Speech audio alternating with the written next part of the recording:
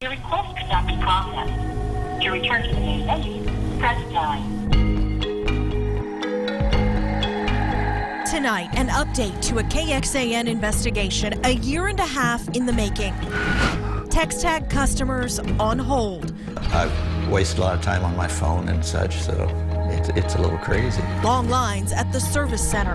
It was a zoo inside. Most of the people inside were already frustrated.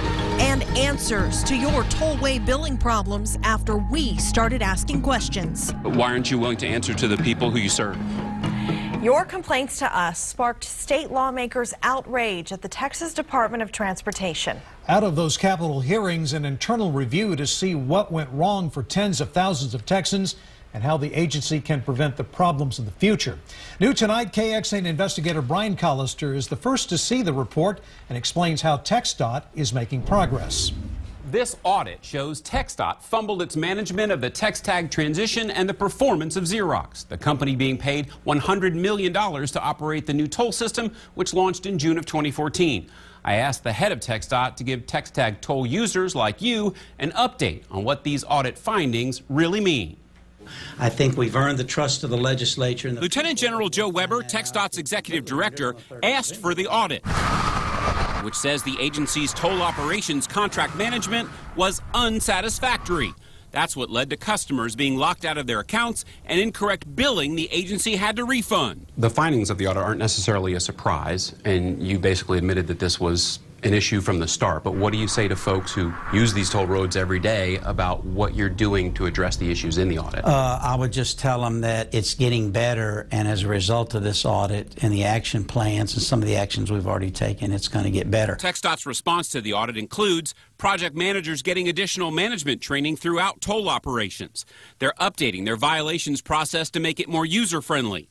The Toll Operations Division is reorganized and now led by a toll operations professional. And they've hired 8 more people to help keep up with the growth of the system. I shared the audit with Senator Kirk Watson, who had grilled TxDOT about the problems.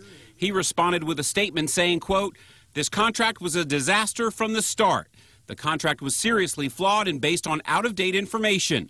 The agency responded, and I'm pleased to know they are well into implementing the recommendations from the audit. I told you, I think 5 or 6 months ago, that I was responsible for it and I was going to fix it.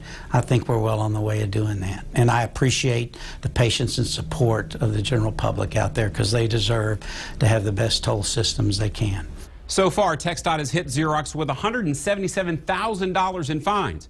The executive director tells me there has been no additional fines, but he says that doesn't mean there won't be more to come. Brian Collister, KXAN investigates. The problems with text tags started more than a year ago and started changing after we started asking questions. You can see our complete coverage in this story at KXAN.com. It's all started with numerous complaints from viewers who use those tollways every day here in Texas. Remember, if you have something you want us to investigate, email us at report@KXAN.com.